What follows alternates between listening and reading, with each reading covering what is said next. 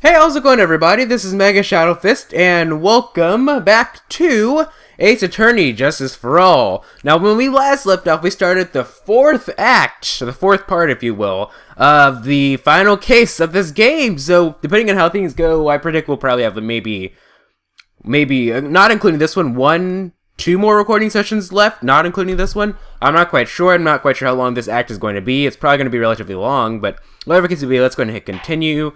And from save point, we left off right here. Court is now in session for the trial of Matt on guard. The defense is ready, Your Honor. The prosecution has been ready for a while, Your Honor. Now, as I recall, we concluded yesterday's session with a big mystery on our hands. The mystery being that what exactly was Miss Adrian Andrews' role in this murder? That is to say, is she really connected to the crime itself? Mr. Edgeworth, if you would please inform the court of today's proceedings. Adrian Andrews.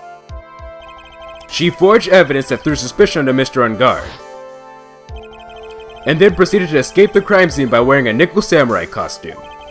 The good of these actions are those from which she cannot escape. Then you're saying that she is guilty after all? I'm not finished, Your Honor.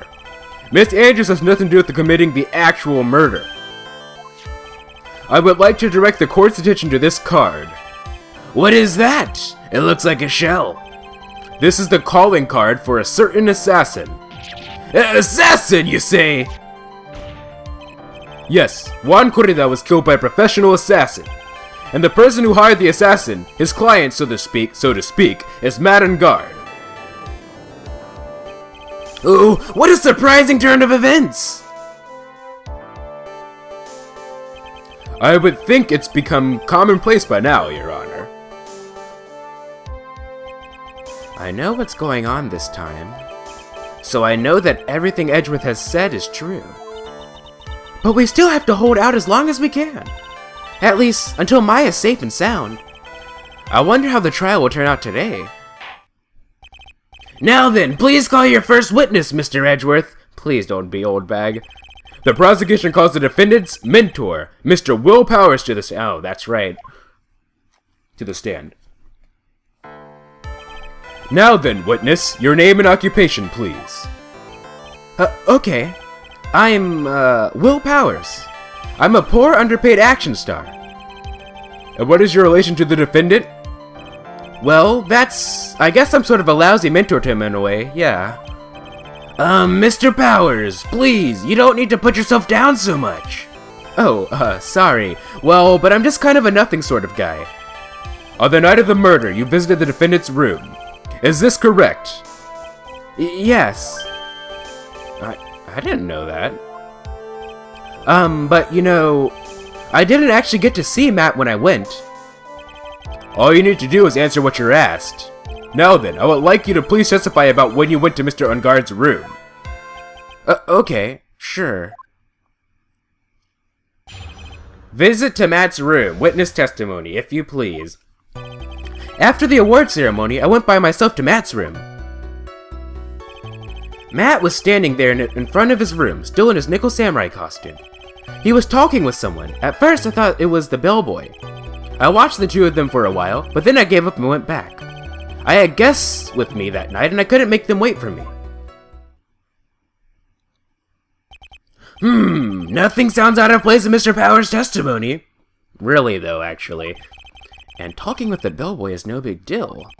If one assumes that the person Mr. Guard was speaking with was an ordinary bellboy. What are you implying? It was probably... I see. Probably the killer, because the killer was disguised as a bellboy. Well, Mr. Wright, let's have your cross-examination, shall we? Looks like we're in another sticky situation. Huh? A trap! Can't you smell it, Phoenix? But for us to find out more, we're just going to have to charge in head first, right? Visit to Matt's room, cross-examination. And as per usual, before we actually begin... Well, I shouldn't say as per usual, because I made this mistake several times. Make sure that we save, so we don't have to go through that, probably 4 minutes worth of pre-battle jargon before we start to the actual thing. Okay. After the award ceremony, I went by myself to Matt's room. Press. The defendant's room? Why did you go there? Well, I'm his mentor, like a big brother sort of, and I wanted to say congrats. What's wrong? Why did you stop? Mr. Wright!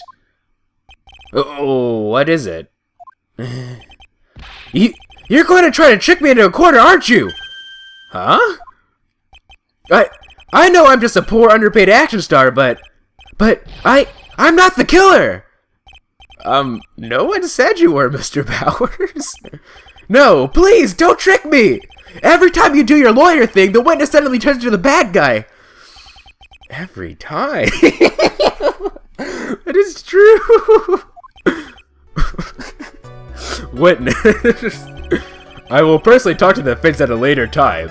So for now, please kindly cooperate and continue your testimony. Sorry. So, you went to the defendant's room, and then...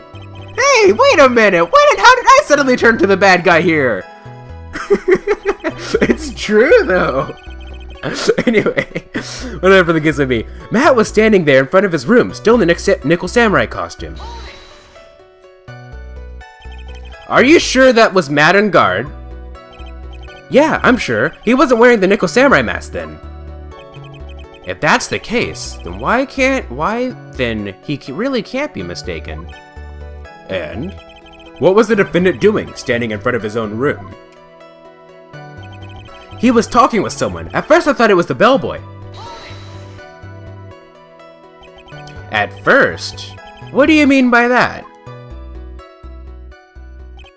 Well, he was in a bellboyish uniform and he had a bottle of juice on a tray. Sounds like an ordinary bellboy to me. Yeah, but I didn't think he was a normal bellboy. And why was that? Why did I think that, Mr. Wright? How am I supposed to know? Sorry, but I can't remember right now. Sorry. Oh, wow, that is literally verbatim, you know, when we present evidence to him that he has no information for. I guess I'm gonna have to wait patiently on this one. I watched the two of them a while, but then I gave up and went back. You saw the two of them, the bellboy and the defendant, together, correct? Yeah, the bellboy just wanted to say congrats. Now, while you were watching the two of them, did you notice anything strange? You know, I did feel something weird. I think it was because Matt, well, he gave the bellboy a tip. A tip? Well, that's a perfectly normal thing to do. Unless you're a movie star! So, how long did you watch the two of them? Well, actually, here's the thing. Tipping culture. In Japan, it's not very common for you to leave tips, right, to people? Because, like, they sort of see it as an insult. It's like, this is my job, I'm supposed to do this. Don't give me extra money because of that. Generally speaking, certain places, like, that are more used to, like, Western foreigners coming might be more used to it, but in general, in Japan, it's not used to it. However, you know, so in a Japanese setting, that would stick out, but here, in this, since the English version takes place in the US, I guess it's not really that out of the ordinary. But, you know, just a little cultural nuance there for you. So, how long did you watch the two of them? Or wait, what was I gonna say? Not more than a minute or two, I think. I had guests with me that night, and I couldn't make them wait for me. So, who are these guests you're talking about? You guys, of course. You and Maya and Little Pearl. I thought it would be really rude since I invited you guys if I disappeared on you. So I went back to my seat pretty soon after seeing Matt in the hallway. This is like squeezing water from a stone. It's probably pointless to press further. Do you remember this incident? Did Mr. Powers leave his seat that night? I don't remember that happening at all. Maya was making such a racket in her hyperstate. I ended up focusing on her. I see. In any case, from his story, he probably wasn't gone for very long. Oh! Oh no, we have to present evidence for this? I thought that all we need to do is just press everything. Okay, so after the award ceremony, I went by myself to Matt's room. Matt was standing there in front of his room, still in his Nickel Samurai costume. Okay. He was talking with someone at first. I thought it was the bellboy. I watched the two of them for a while, but then I gave up and went back. I had guests with me that night, and I couldn't make them wait for me. But wasn't Matt... okay. He was in a nickel samurai costume. I watched it do them for a while, but then I gave up and went back. Okay, so let's go through everything and see what would be the most likely contradiction here. After the award ceremony, I went by myself to Matt's room. Okay. Matt was standing there in front of his room, still in his nickel samurai costume. He was talking with someone. At first I thought it was the bellboy. I watched the two of them for a while, but then I gave up and went back. I had guests with me that night, and I couldn't make them wait for me. Okay. For a while, but then I gave up and went back. He was talking with someone. At first I thought it was the bellboy. Okay, so it's either the first or the third thing. So, maybe. After the award ceremony, I went by myself to Matt's room. I mean, that's so specific that I feel like they'll probably want us to present something for that by myself, but I'm not quite sure. Matt was standing there in front of his room, still in his nickel samurai costume. He was talking with someone. At first I thought it was the bellboy. Okay, let's go ahead and present evidence, right? Okay, attorney's badge. Well, we don't need to, like, do that. We can just... Maya's Magatama, the nickel samurai poster, press conference ticket, radio transceiver, Lotta's camera, magazine clipping, hotel guide map. Let's look at this. Check. Okay, so we have on guard corrida, hotel guide map, partial, viola hall, lobby. Not quite sure if that's gonna really do anything for us just yet. Guitar case, wine glass, crime photo, Jam and Ninja's button, suicide report, attended suicide report, Juan's autopsy report, knife, Lotta's photo, picture card, spy camera, okay, none of that's gonna be useful for us, credit card receipt, Celeste's photo, a figurine. I'm not quite sure what to present for. This is actually quite, After the award ceremony, I went by myself to Matt's room. Matt was standing there in front of his room, still in his nickel samurai costume. Yeah, this was after the award ceremony. He was talking with someone. At first I thought it was the bellboy. Are we supposed to present like a profile, like Shelly the Killer? Like John Doe? No, it doesn't look like it. The witness's statement is clearly faulty, Your Honor! I'm sorry, but I can see nothing faulty. Unfortunately, I will have to penalize you, Mr. Wright. Yeah, it figures. I must be on the wrong track. Like, cause I was thinking maybe it's like, oh, did the bellboy look like this? And it's like, oh, well, actually he did. But I guess in actuality, that would actually kind of condemn that would condemn Matt, actually. I watched the two of them for a while, but then I gave up and went back. I had guests with me that night, and I couldn't make them wait for me. Ooh, this is tough. I can't find, like, anything that's, like... I watched the two of them for a while, but then I gave up and went back. Wait a minute. How... Question. Okay, so... Apparently, Matt was sleeping, right? So how long exactly is a while? Juan's time of death was at 8:15, correct? Let's see, when was let's look at the hotel press conference ticket. It doesn't say when it's supposed to be.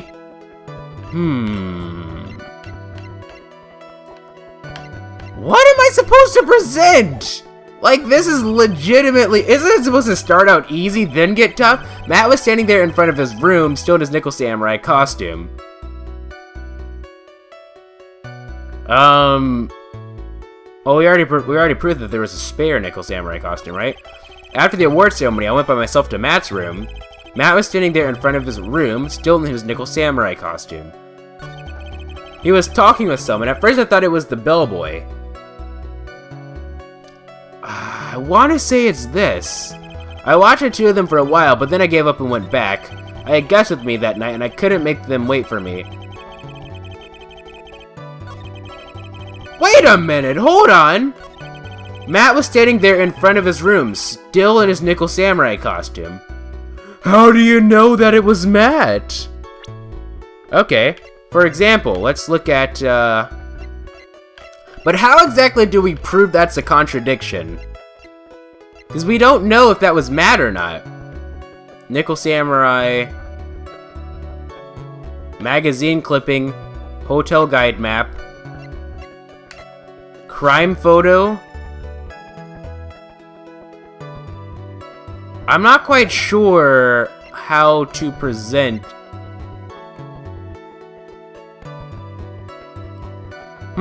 Nickel Samurai. You know, this is a legitimate tough one. I think I'm stuck. And because we've wasted 6 minutes worth of time, I'm just gonna look this up because I'm stupid. Okay, so I'm back. This is what I'm supposed to do. I'm not quite sure how I'm supposed to figure this out for myself, but here it is. So, after the award, okay, so what I need to go is I need to, actually what I was supposed to do was press Statement 3 twice. I was supposed to press this twice. Okay, let's go ahead and press. At first, what do you mean by that? I didn't think he was a normal bellboy. And why was that? Why did I think that, Mr. Wright? How am I supposed to know? Hey, wait a second. Actually, Mr. Powers, only a few minutes ago, you stated... you know, I did feel something weird. I think it was because Matt... Well, he gave the bellboy a tip. Could it be that you felt something strange about the tip-giving incident itself? Ah! Yeah, that's it! You really know your job!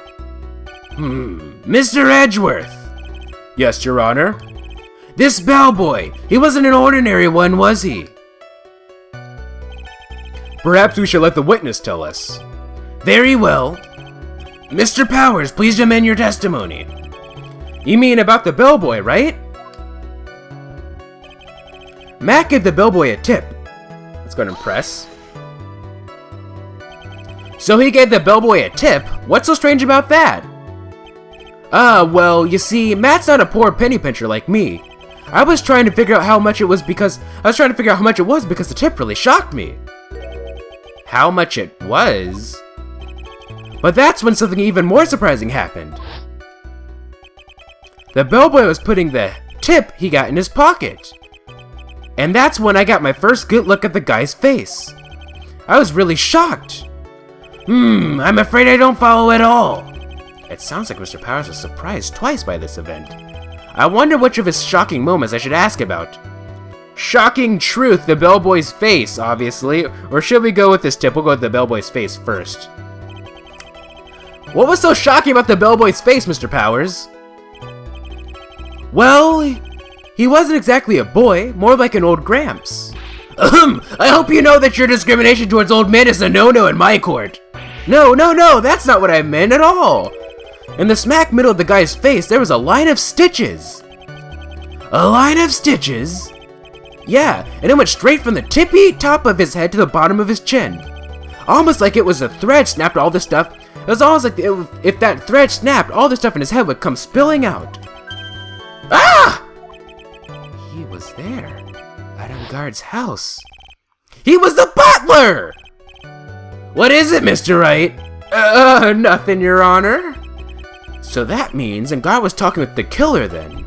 If that fact were to be exposed, Angard would be declared guilty in a blink.